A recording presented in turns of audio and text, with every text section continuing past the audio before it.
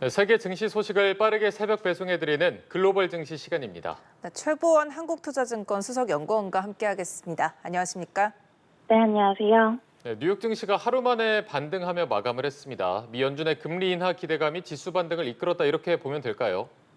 네, 맞습니다. 전일 S&P 500, 나스닥 지수는 하루 만에 1.5%, 1.95% 상승했습니다.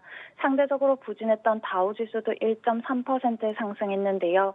고용지표 발표 이후에 관세 영향 장기화 부담이 확산되면서 매크로 지표가 약화되고 있다는 우려가 확산이 됐지만 기준금리 인하 기대감이 높아진 점이 투자 심리 개선 요인으로 작용했습니다. 트럼프 대통령이 인도를 압박하는 등 무역 불확실성이 지속이 됐고 7일 상호 관세의 적용을 앞두고 경계는 이어졌지만 연준의 적극적인 대응에 대한 기대감이 높아지면서 9월 기준금리 인하 기대감이 94.9%까지 높아졌고요. 지난주까지는 30%대에 불과했던 추가 기준금리 인하 기대감도 68%까지 올랐습니다. 이러한 측면이 반영이 되면서 투자 심리 개선되는 모습 보여졌습니다. 네, 특히 빅테크 종목들이 일제히 상승한 점이 눈에 띄는데요. 엔비디아가 사상 최초로 $180를 찍었다고요? 맞습니다. 대형 성장주 이번에 실적 상당히 양호했습니다. 그러한 점이 주가 상승으로도 이어졌는데요. 엔비디아뿐만이 아니라 메타, 마이크로소프트, 알파벳이 각각 3.6%, 3.5%, 2.2%, 3.1% 상승하면서 일제히 반등하는 모습 보여졌습니다.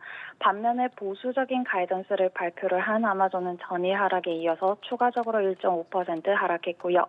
대형 빅테크뿐만이 아니라 팔란티어와 같은 경우에도 기대보다 양호한 실적 발표하면서 전일 4.1%에 더해서 시외가도 3% 넘게 상승 중입니다. 반면에 몇 가지 살펴보셔야 되는 거는 버크셔 해서웨이와 같은 경우는 2분기 EPS가 예상보다 부진했던 만큼 아무래도 주가 2.9% 하락했는데요. 자사주 매입 중단 소식까지도 겹쳐졌기 때문입니다. 여기에 더해서 상장 이후에 반등이 컸던 소프트웨어 기업인 피그마 같은 경우에도 주가 하루 만에 크게 빠지는 모습 보여졌습니다. 이런 식으로 상대적으로 실적 양호했던 업체들 그리고 엔비디아와 같은 경우 또 그렇지만은 대형 빅테크 기업들은 이 8월 후반에 또 실적 발표 밀집이 되어 있습니다. 그 기대감까지도 반영이 되는 시장이었다라고 볼 수 있겠습니다.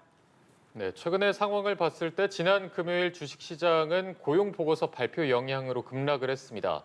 트럼프 대통령이 부랴부랴 노동통계국 국장을 해임했고 또 사퇴 의사를 밝힌 연준 인사의 후임자 공개도 예고를 했는데 앞으로의 상승세 언제까지 이어진다고 보면 되겠습니까? 상승세가 계속해서 이어지기보다는 이 미국 지수는 추가적인 상승 여력을 8월 그리고 하반기에도 보유는 하고 있다라고 보고 있습니다. 아무래도 관세의 영향에 따라서 일시적인 되돌림 반등이 여러 번에 걸쳐서 나타날 수 있는 국면이기는 합니다. 하지만 무조건적으로 방어적인 기업들로 대응을 하기보다는 장기 조정 시 재진입 가능한 기업들 선별을 해야 된다라고 보고 있고요. 인도도 그렇지만 일부 국가들과 추가 협상이 여전히 진행이 되고 있고 하반기에는 친기업 정책도 본격적으로 영향이 반영이 될 것으로 예상을 합니다. 이러한 상황이 있기는 하지만 실적 발표가 상당히 양호하게 발표가 되고 있다는 점 그리고 연준 차원에서 적극적인 개입을 앞두고 있다는 점에서 아무래도 반등하는 시기에 계속해서 이제 진입을 할 수 있는 기업들 보셔야 된다는 점 말씀드립니다.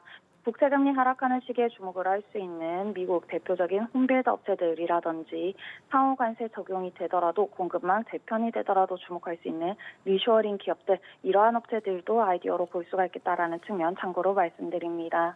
예, 알겠습니다. 세계 증시 소식 알아보는 글로벌 증시 최보원 한국투자증권 수석연구원과 함께했습니다. 고맙습니다. 고맙습니다. 감사합니다.